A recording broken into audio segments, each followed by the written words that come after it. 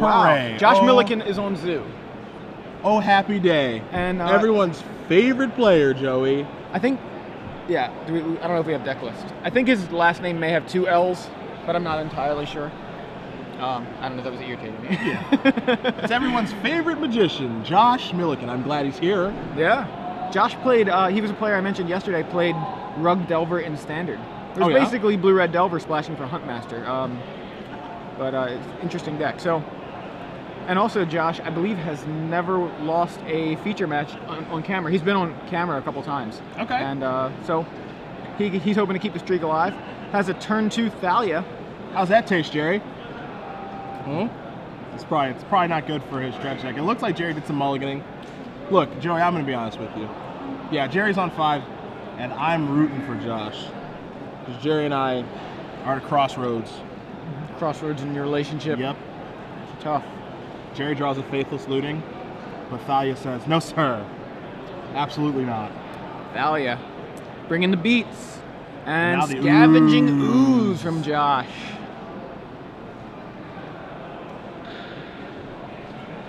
Gerry just passes again.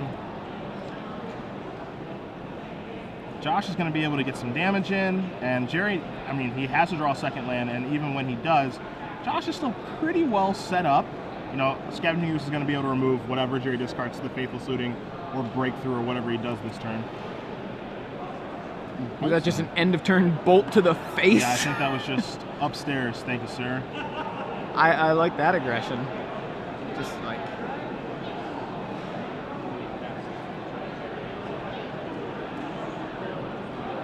Oh, so he already bolted him to the face he just once. bolted him. Okay, Yeah, he bolted him on turn 1. I actually missed that. Fetch, upstairs. So that's 2 bolts to the face that Gerry's taken. Ooh, we see a Firestorm from Gerry in his hand. This could take care of some problems. So this could be really, really good. Just trying to figure out how exactly he wants to do it. But Yeah. Firestorm is going to get him out of... I mean, it's going to solve this gigantic problem that he's in. And he discards 2 Grave Trolls and a Bridge from below.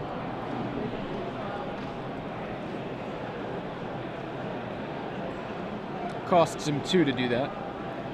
Plus the discard. I mean, the discard there isn't really... Yeah, he's fine with that. Yeah, That's actually why Firestorm's so good. That's a dream come true. Oh, I'll play another Thalia, says Josh. Thalia's so interesting in this matchup because not only does he make the Careful Study cost an extra 1, it makes Faithless Looting cost an extra 1, but typically when a Dredge player is doing their thing, Dread Return, they can just cast. But when you don't have the mana to cast it, you need that additional 1, and Gerry doesn't have that additional 1 right now. You're not breaking that Coliseum. Yeah, it's gonna be tough to take do. a couple minutes. So he's gonna dredge 6, and we found Amoeba. There's a Narc Amoeba from Gerry. Yeah, I mean dredge is very, very land light kind of deck, and so Thalia can make it kind of a nightmare for dredge to really do what it wants to do. Looks like he's gonna Coliseum during his turn now that he has Threshold. And start chaining and going off a little bit. Yeah, so he's going to dredge away the second, or dredge back the second Grave Troll off the first draw of the Coliseum. Gets another Narc Amoeba. There's a third Narc Amoeba. And all he's doing right now, for you guys that are watching at home, is he's not going to be able to cast a card like Dread Return now because he's tapped out. He's just trying to get as many Narc Amoebas as he can in play, probably dredge some Icarids, get some Bridge from Belows in his graveyard, and get set up to the effect of where Josh can't attack. And then hopefully, dredge in maybe some Cabal Therapies if he left them in and just beat him down with zombies. But his life total, as you see, is only 5. So if Josh does draw another Lightning Bolt or what other burn that the Zoo decks do have, Gerry's going to be in trouble. Especially when his only land is City of Brass. I believe that was just the third draw off of the Coliseum there, which he drew a Blazing Archon, it looked like. Yeah, he opted to draw a card instead of dredging again, probably because he knows that he needs another land. He drew a Blazing Archon, one of the silver bullets in his sideboard.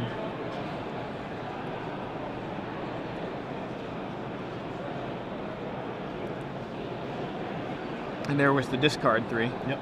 Looks like Icarid, Blazing Archon, what's it called? And Golgari Grave Troll. Yeah, Golgari Grave Troll. You want my coffee?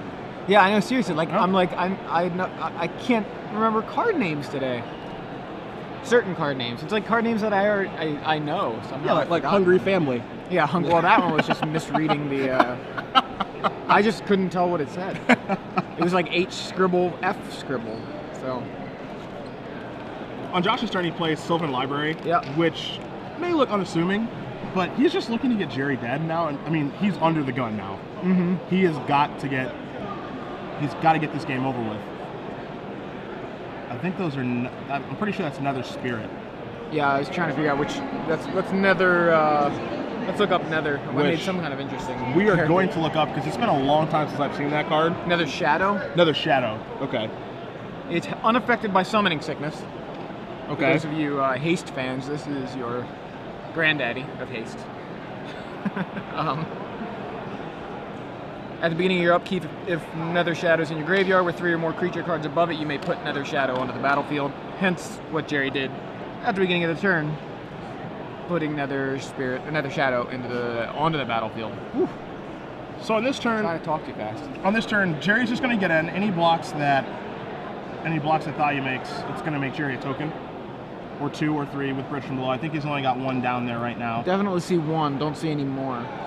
And Gerry now has the necessary mana to be able to Dread Return if he wants to. The problem on Gerry's side is that he doesn't have a card that he can Dread Return like an Iona in play right now that can prevent Josh from casting a red spell. So if he does opt to Dread Return, he's going to put himself down to 4. And if Josh has a card like Fire Blast in his deck, then he's going to win. Or if he does, draw into 2 burn spells. Yep. With Sylvan Library. So yeah, Josh can afford to pay some life for those extra spells if they're going to kill Gerry. And Gerry is opting for the Dread Return here. And it looks like that attack, I just want to confirm, puts him down to 7.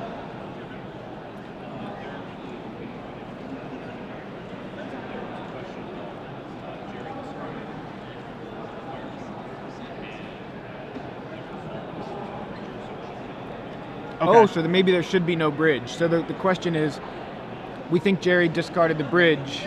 He did discard the bridge to the Firestorm, and then a bunch of creatures died to the Firestorm, making the bridge, should be exiled. Sure. And I think the way the Firestorm is worded, because it's an older card, it doesn't have the clauses like the newer cards will have, where it says, as part of the cost of Firestorm, discard X cards. Mm-hmm. And so, because of that, a card like Firestorm, it would, if it was printed now, it would say, as part of the cost, discard X cards, he discards his bridge and his 2 grave trolls, and then the effect happens, which would have Josh's creatures die, and then the bridge trigger would occur, which would remove Bridge from Below from the graveyard. So I think that is what they're going to be talking to a judge about, and my initial ruling, even though I'm not a judge at all, would lead me to believe that the Bridge from Below that's in Gerry's graveyard probably should not be there. And it's probably just, it's not, I think it's just an accident on both sides. I think they both missed it. Absolutely.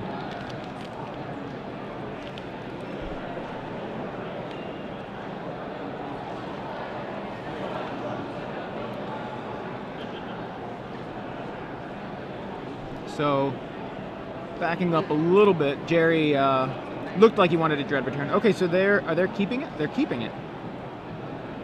And that's why I'm not a judge. Yeah, I would love to hear, just the clarification, because it seemed like it made more sense for the bridge to not be there.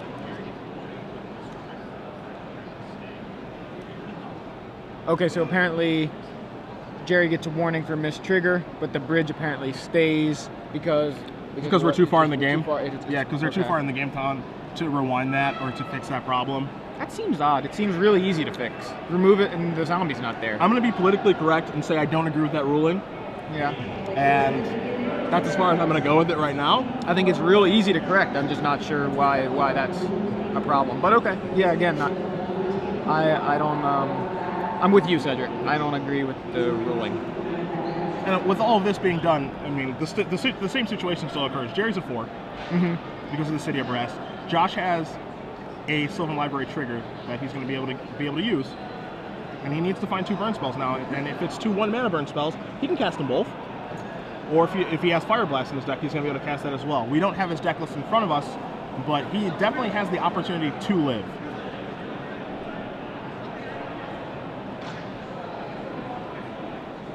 And to win. So let's see what our Sylvan Library is. All right, so it looks like not burn, not burn, not burn. Wild Nacatl, and definitely not a burn spell. Yeah, it looks like Josh has double Red Blast in hand. Not really gonna help here. There it is. Gerry Thompson wins the match. I don't think it was relevant, you know, the bridge situation. But I mean, it could have been.